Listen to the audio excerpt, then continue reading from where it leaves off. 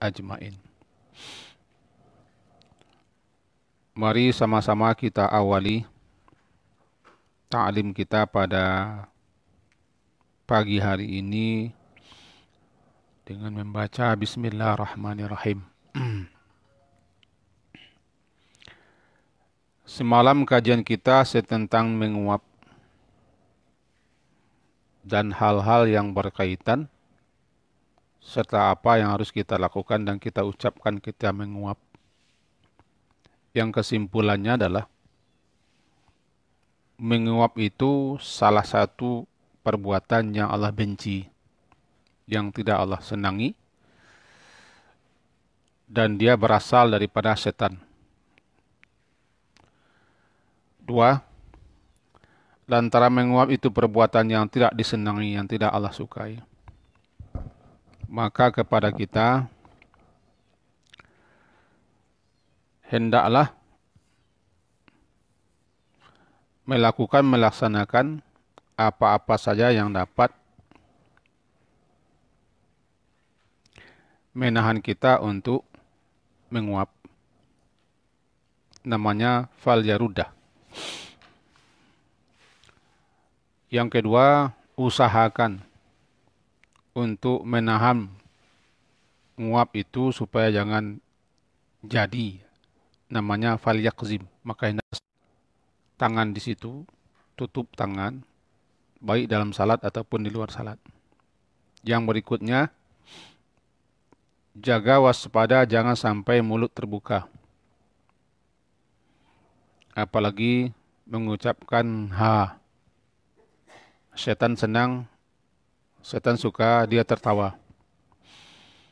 Terakhir, kalau membuka mulut selebar-lebarnya, itu yang spesial Nabi SAW sejauh apa yang kita ketahui. Seperti membaca A'udzubillah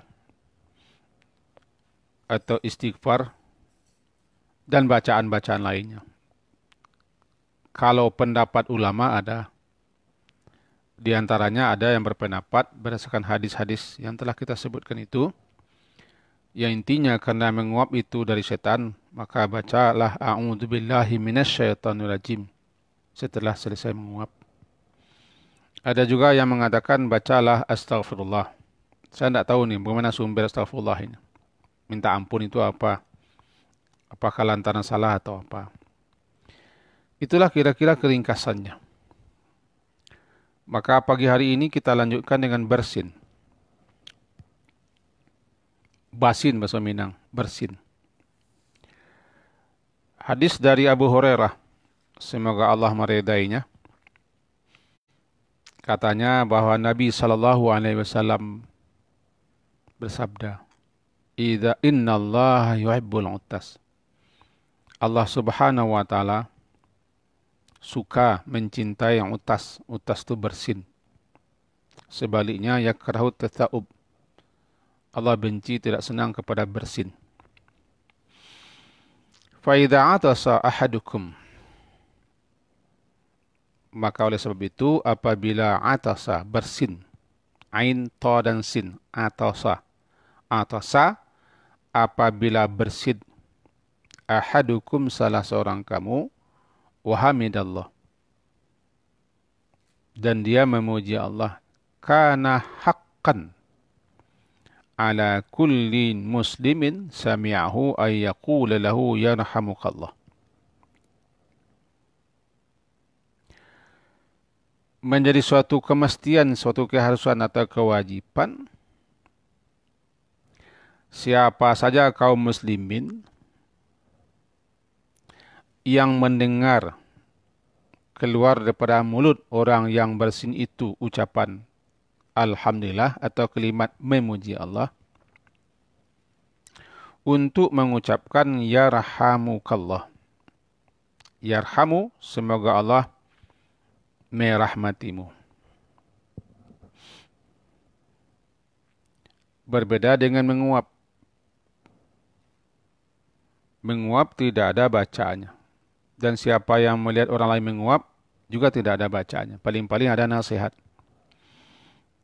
Jika dia menguap, mengeluarkan suara ha, nasihati. Tutup mulutmu. Kalau dia bicara sambil menguap, juga nasihati, hentikan bicara, hentikan berzikir, hentikan berdoa, hentikan baca Quran. Selesaikanlah menguap itu dulu. Jika dia baca bacaan lain ketika dia selesai menguap, tidak usah kita nasihati. Nanti kalau sudah aman baru kita kasih penjelasan. Nah, berbeda halnya dengan bersin. Bersin itu perbuatan yang Allah sukai, yahibbu. Innallaha hibbul utas. Allah suka kepada bersin. Dalam riwayat lain dikatakan innallaha hibbul utas wa yakrahu tasawub. Allah itu suka kepada bersin. Dan dia benci kepada menguap. Fa idza atasa fahamidallah fahaqqun ala kulli muslimin sami'ahu ay yushammitahu. Apabila orang itu bersin kemudian dia mengucapkan alhamdulillah atau memuji Allah, sama dengan tadi haqqun ala kulli muslimin sami'ahu ay yushammitahu. Maka menjadi suatu kewajiban atas seorang muslim yang mendengarkan dia baca alhamdulillah itu untuk mentasmid. Syammata yusammitu tasmid. Ta, shin, mim, ya dan ta. Tasmid. Apa tasmid? Mengucapkan yarhamukallah ketika mendengar orang lain bersin, di mana dia membaca alhamdulillah. Bacaan kita yang mendengar orang yang bersin itu, dia membaca alhamdulillah, bacaan kita atau membalas ucapan alhamdulillahnya ketika bersin dengan yarhamukallah namanya tasmid. Tasmid itu menurut beberapa hadis wajib hukumnya. Wajib hukumnya. Nah, kemudian ada beberapa adab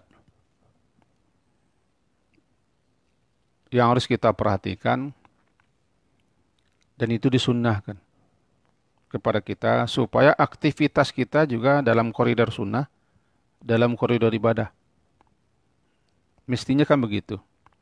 Apapun aktivitas kita, perbuatan kita, atau yang kita lakukan, jangan sampai tidak mengandung nilai-nilai ibadah. Karena agama sudah lengkap mengajarkannya. Rasanya, tidak ada satupun perbuatan kita, kalau kita tahu, yang tidak mengandung nilai ibadah, jika kita laksanakan sesuai dengan aturan, tuntunan, dan arahan Nabi SAW. Bersin pun mempunyai nilai ibadah. Menguap pun mempunyai nilai ibadah. Bahkan kentut pun beribadah. Buang air pun ada ibadahnya. Ini tidak ada aktivitas kita yang tidak ada nilai ibadahnya. Bahkan ada doanya, ada zikirnya, ada ucapan spesial yang kita baca ketika kita melakukan aktivitas tertentu itu. Nah di sini supaya bersin kita juga bernilai ibadah, karena bersin itu perbuatan yang Allah cintai, berbeda dengan menguap, maka hendaknya siapa yang bersin, rasanya tidak ada kita ini yang tidak bersin, karena bersin itu penyakit yang keluar. Pertama, sesuai dengan hadis, meletakkan tangan atau baju ke mulut ketika bersin. Jangan lepaskan bersin. Termasuk dalam salat. Karena Rasulullah SAW idza atasa wada'a yadahu aw thawbahu ala fihi wa khafada aw ghadda biha sawta. Hadis riwayat Imam Tirmizi hadis nomor 2745 disebutkan sebentar ini. Rasulullah SAW itu apabila beliau bersin, wada'a yadahu aw thawbahu ala fihi. Beliau meletakkan tangan ke mulut beliau. Atau kainnya meletakkan ke mulut beliau. Termasuk juga dalam salat. Yang mana hukum asalnya kita tidak boleh bergerak mengangkat tangan. Tapi karena bersin, kita disuruh untuk meletakkan tangan atau kain di atas mulut itu. Itu satu.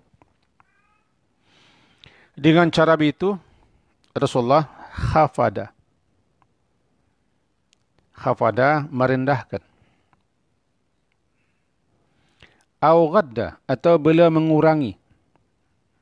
Ghadda mengurangi atau menahan. Sautahu. Nah, kan? Dengan cara begitu khafada au ghadda biha sautahu. Dengan meletakkan tangan atau kain di mulut ketika bersin. Rasulullah berbuat seperti itu karena beliau ingin merendahkan suara. Ghadda menahan atau mengurangi suara bisa ditahan dan menguap. Kemudian kebelet. Sebagak-bagak orang, sekuat-kuat orang itu tidak bisa mereka menahan. Lemah manusia di situ. Itu yang pertama ya.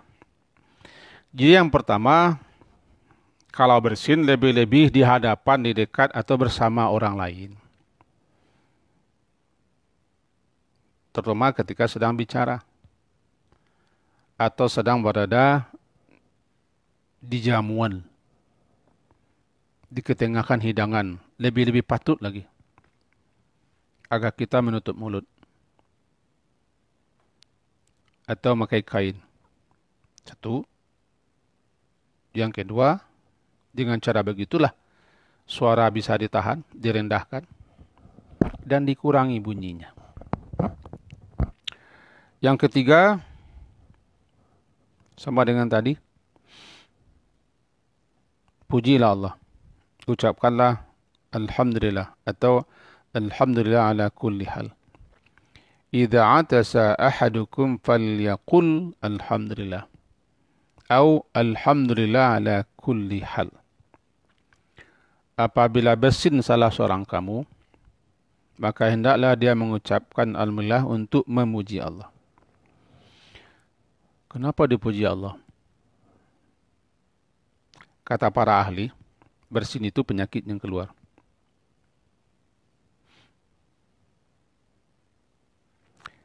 Juga ketika bersin itu, uap yang tertahan di otak kita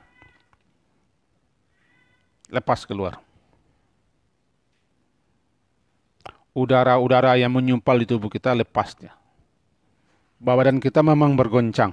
Bergoncang hebat badan. Apalagi bersin itu yang luar biasa kerasnya, bergoncang seluruh badan. Melepaskan sekian banyak penyakit dan kuman-kuman serta udara-udara yang terkurung di badan kita. Saya juga tidak ahli di bidangnya. Tapi yang saya baca begitu. Karena penyakit yang keluar menggoncangkan badan kita, memaksa supaya sumbatan-sumbatan di badan kita itu lepas, lancar kembali edaran darah kita, lebih-lebih yang menyumpal di otak, di benak kita, lepas. Jangan baca-baca. Boleh dua bacaannya. Bagi kita, apabila orang yang bersin itu membaca Alhamdulillah, untuk kita jawab dengan Yarhamukallah. Jawabannya ini namanya tashmid. Tadi saya katakan tashmid. Hakul muslim alal muslim sittun. Ini populer hadisnya. Hak seorang muslim atas muslim lainnya sittun, ada 6. Dalam riwayat lain katakan 5. Yang 6-nya kita ambil, sittun. Qila man hunna ya Rasulullah. Sahabat berkata, apa yang 6 itu Rasulullah? Kata beliau,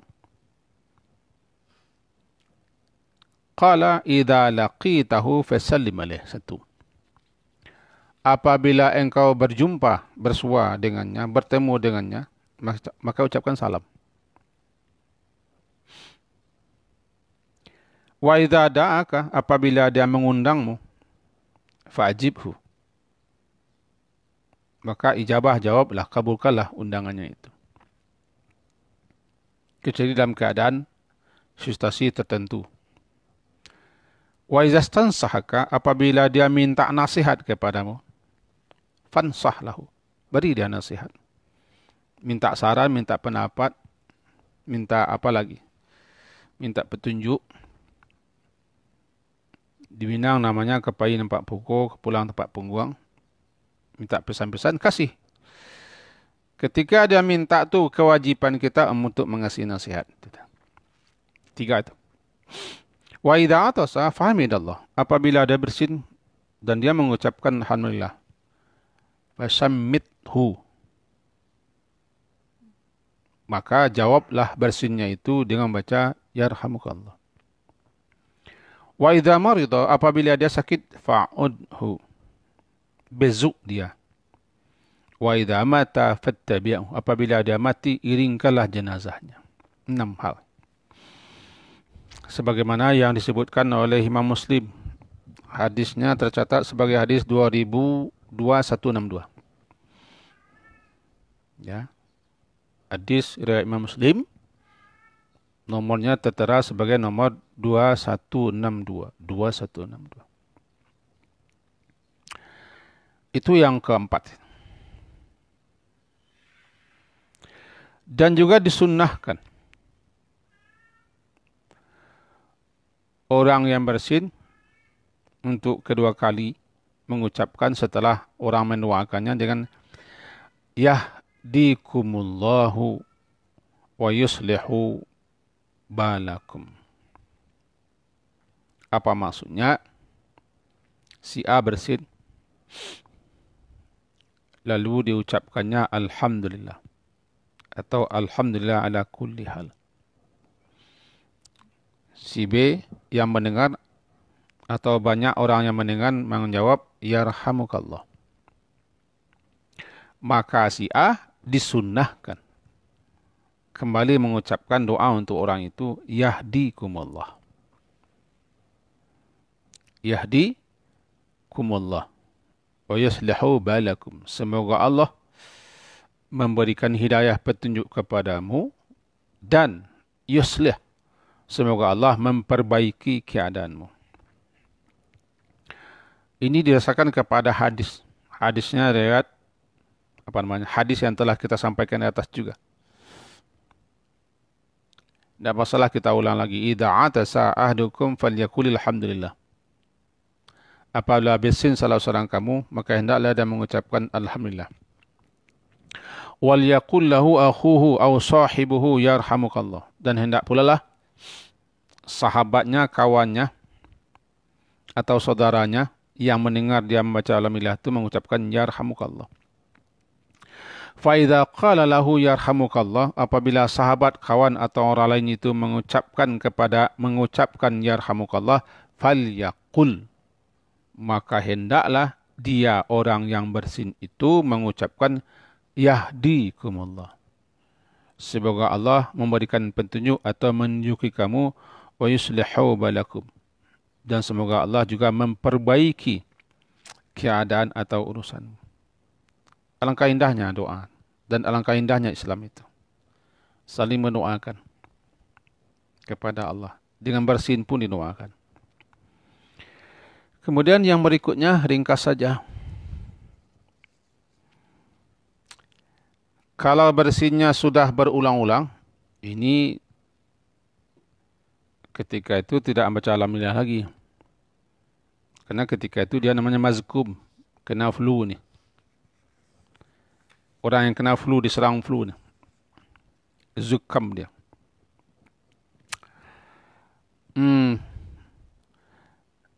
Sebelum itu kita jelaskan bahwa ada catatan yang tertinggal. Perlukah kita mentashmiti orang yang tidak membaca alhamdulillah? Jawabannya tidak perlu. Si A bersin, lalu dia tidak membaca alhamdulillah. Kita yang mendengar tidak perlu membaca yarhamukallah. Ya, tidak perlu kita berdoa kepada Allah agar Allah merahmatinya, dia sendiri tidak memuji Allah.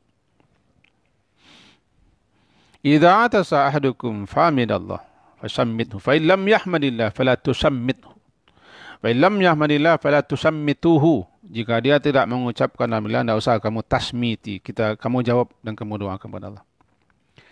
Tetapi menurut penjelasan ulama juga, karena kita disuruh namanya watawasau bil haq, watawasau bis sabri, watawasau bil marhamah, dan ad-dinu nasihah, kita disuruh berta'awun, ta'awanu alal birri wa taqwa.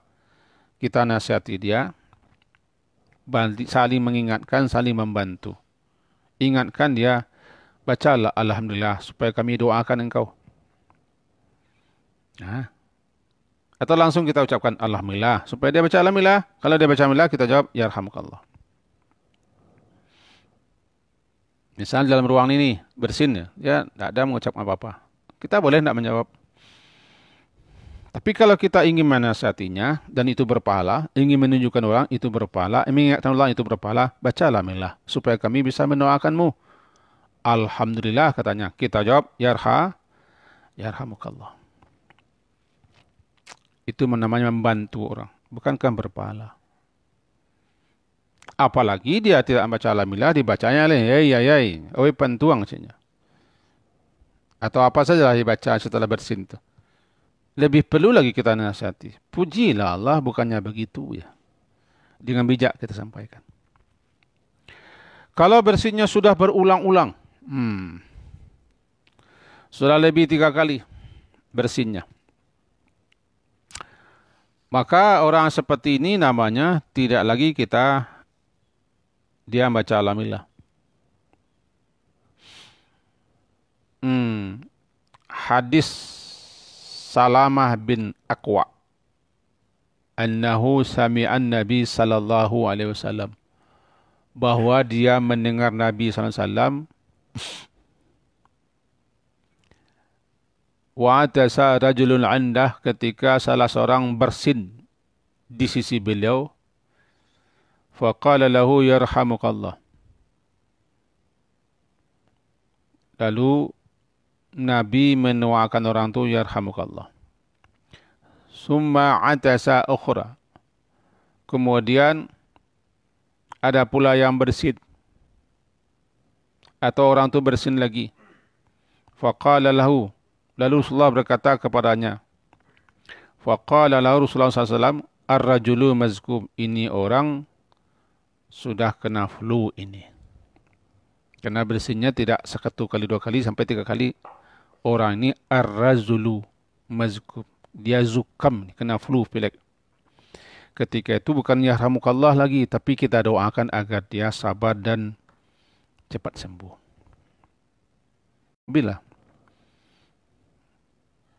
kita sumbat-sumbat adalah bersin 1, 2, sampai 3. Lewat 3 tidak lagi. Mazkum atau zukam. Lalu apa dia? Tapi andai orang bersin ulang-ulang itu bacanya alhamdulillah, tidak masalah. Karena dia senang dengan bersin, senang penyakit. Karena penyakit itu juga menggugurkan dosa. Cuma sunnahnya baca alhamdulillah adalah bersin 1, 2. Atau 3. Kita yang mendengar, tidak masalah lagi. Kalau tidak membaca, yarhamukallah. Syammit akhaka salatan. Fama zada fahuwa zukam. Nah kan. Syammit. Doakanlah saudaramu ketika dia bersin, itu sampai 3 kali.